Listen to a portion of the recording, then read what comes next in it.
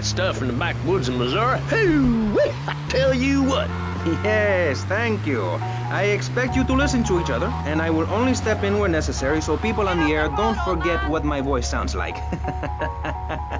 So I want a clean fight. Nothing below the belt or in the chops. And remember Maurice's motto, which a very wise man, my father, once told me. If you listen, one day you might be hurt, and when in doubt, use the smell test. That's so important, I think, don't you? So, Congressman, let's start with you. Crime is up.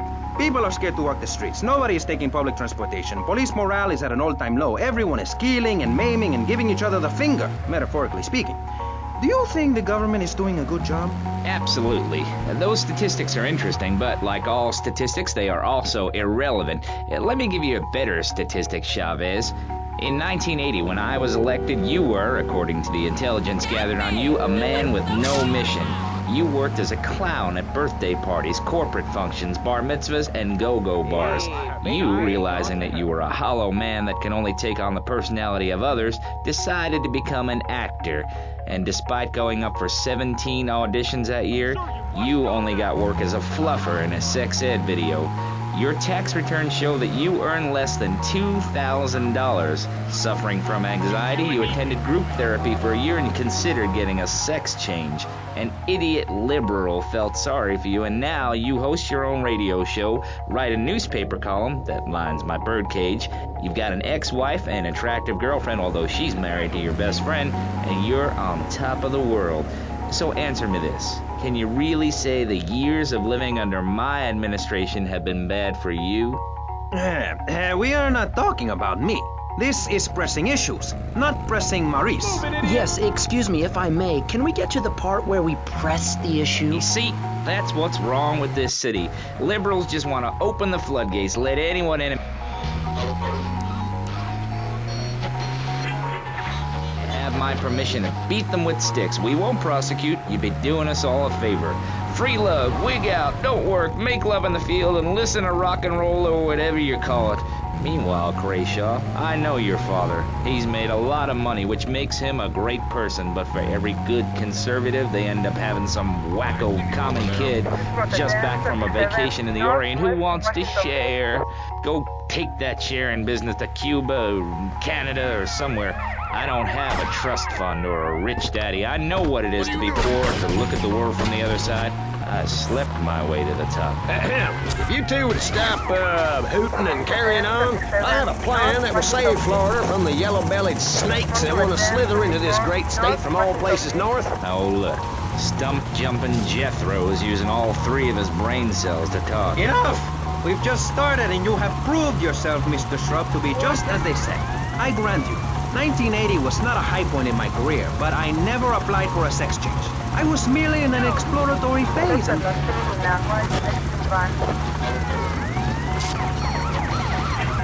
Comic act in the whole of Vice City. I tried to take it to the Catskills, but Mount Scary Lodge was full. Besides, we are not talking about me, we are talking about you. Actually, if I remember correctly, you didn't win. Mary the meat-free mime won.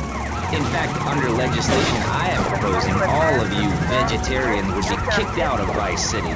We were given canines and bicuspids for a reason, to open packages of potato chips. Hey, don't get me wrong, I always hated that bitch. What's funny about a woman not eating a hamburger? Or miming saving a chicken from the slaughtherer's hands? Or her big act, I am a milk cow, a lactating machine for your breakfast cereal. How do you think a little kitty enjoyed that on his birthday? Not very much. There were tears, not laughter. I can assure you, vegetarian performance art must be stopped. Jumping Jehoshaphat on a pogo stick. You city slickers got more issues than a newsstand. Can we talk about public safety here? I ain't got all day. What?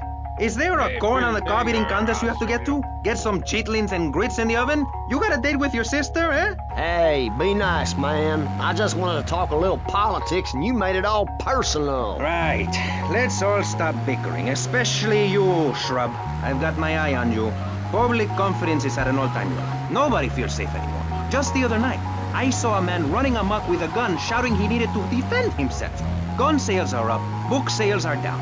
What do you think, John F. Hickory? Please, press the issue. All right, that's better. Sticking to the matter at hand. Well, it's quite simple, mister. Immigration is to blame. people are flooding into our state from all over America. Trash. It's quite simple. They're bringing their highfalutin, uppity, out-of-state ways and corrupting the place, ruining it. That's why I and my organization propose we take Florida out of the Union. We start anew as our own country and ban people from Missouri or Kentucky or Philadelphia or any of them fancy places from setting foot on our soil. You think what? Have you been snorting blocks? Have you read the Constitution? Yeah, I sure have. It talks about freedom. Freedom for Florida from the stench of people moving here to retire or go on vacation. Build your own damn theme park in your own damn state. Florida theme parks is for Florida people only. That's what I say. I mean, I don't go to Alabama to visit a theme park, so why do they come here? Mr. Hickory, your views are a little extreme. Plus, I don't believe there are theme parks in Alabama. Then they should stop coming down my way and build redneck land or whatever. Damn redneck hicks ain't got no class. My views ain't extreme, mister. They're common sense. And what a lot of people would say if they have the guts. If you keep letting people immigrate here from all over the so-called United States, guess what? There's no more room. We'll be piled on top of each other like they are in Australia. What we're gonna do soon, build a river of freedom, a river of hope, a river which runs from the coast to coast. It cuts us off from the 47 states of wastrels and bad influencers to the north. We are going to cut Florida off from the mainland of our oppressors, float out to sea. Then, the nation of Florida will be free to start over. There'll be no long-ass lines at the log flume or the pirate shipwright when I take over. You and the kids will be able to ride the rides all day. We will have a roller coaster for each and every Florida family. You know, you're bordering on treason. What you are saying is a very naughty thing, and only because here on pressing issues do we believe so wholeheartedly in free speech are we allowing it. It's the truth, my friend, the damn truth. And before you start, I am not a racist. I hate everybody irrelevant of other issues. But I especially hate Yankees, by which I mean anyone from Georgia or further north. Build your own theme parks, buy your own sun, grow your own damn mosquito-infested swamp, pal. We're gonna build ourselves a river. FBI, CIA, I don't give a damn. They can't stop us. You shrub, you yellow-bellied, tie-wearing, bribe-taking hypocrite. What have you done for Vice City up there in Washington? I've ensured important tax breaks for gun retailers, real estate developers, and I've cut the cost of policing, saving the city 2% or 25 cents per household over a 6-year period. At the expense of society. Think of the little people. Poor people have no voice in this city. Every time I find a park to meditate in, someone brings in a bulldozer and builds condos. The madness must stop. So you suggest we just stop making babies? People need a place to park their boat and trailer and to put their swimming pool. You're beginning to sound red, and by that I mean you prefer a hammer and sickle over a hamburger. I'm not little. I'm 5'5". It's time for corporations and all of capitalism to step aside for naturalism. You're not saving this planet. You're spending it. Your credit is no good here. We can't afford to loan you any more of our nature. Those are our trees. I only wish I could be around a little longer to enjoy it. I feel so old. Someone must take my legacy. I must train a little me. How old are you? I'm 23, but I feel much older and wiser. I know everything. I've seen a lot of the world. What does the rest of the world have to tell us about how to do things? Build more trains? Have people elect their leader rather than an elite electoral college? Ride a bike to work like a Girl Scout? Or a clown with dietary concerns? No thanks, Vladimir. I'll agree with that. People from other countries are good for nothing. That's why we have to keep teaching them a lesson. I tell you what makes a real man. A truck to pull stuff and a couch to think on. I'll tell you. Speaking as a sensualist, and by that I mean a very narrow-minded, id-centered man of peace and travel. I recently went to Europe.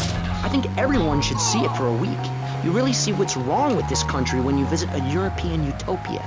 Things like a journey, public transportation, healthcare, leather shorts, mustaches. When I went to Belize, I helped some villagers clear some land for an environmentally friendly coal mine. We've all got to make some sacrifices if we're going to get anywhere. My dad gave me the money to set up an exciting trust there. But how does that help the people in Vice City from worrying about whether they're gonna get robbed? What drives a man to just take? What we need are more after-school sports like choir or drama so people can learn to express themselves properly by singing or pretending to be a tree. Have you ever heard a whale sing? It's a lonely form of beauty and some very ancient wisdom, helping people to help themselves with drama and choir and flowers and my dad's money. Listen, trust fund Tommy, your ideas are pathetic. It's no wonder that mankind has woken up one day to find me in charge, amigo. Mr. Shrub, you got elected on a campaign promising to reduce taxes to zero. But under your stewardship, we've seen taxes go up by 20% and services decline. Nobody is interested in your statistics, Chavez. Let me tell you something, pal. I'm better than that. I will not, I shall not, I cannot stoop to your level. They assured me this was a show that understood politics, where we could debate things mano a mano.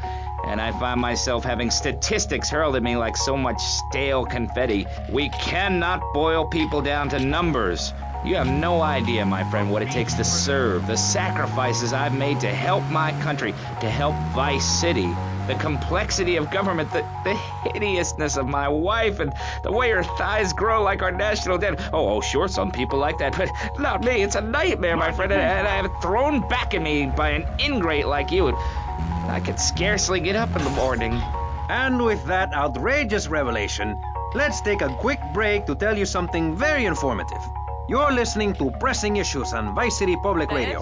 Over to you, Jonathan. Hello and welcome back. I'm Jonathan Freeloader and you're listening to VCPR. This portion of Pressing Issues is brought to you by Ammunation, a proud supporter of public radio and our community. We hope you're enjoying Pressing Issues and the way it challenges your view of society. Unfortunately, public radio in Vice City is under pressure. That's because we're better than everyone. You can't hear this kind of hard-hitting, long, drawn-out programming anywhere else. But you have to give money. That's right, Jonathan. Money is important. It can be exchanged for goods and services, like getting a hip replacement or funding a starving child in Australia. I feel all covered with flies right now. Call us, pledge your money, give 10% of your income. That's all we ask. And for that, you know everyone can be educated on the important things we discuss on VCPR. 10% is a really small amount. I remember when I was volunteering in Central America to make myself appear less shallow, the native peoples would give...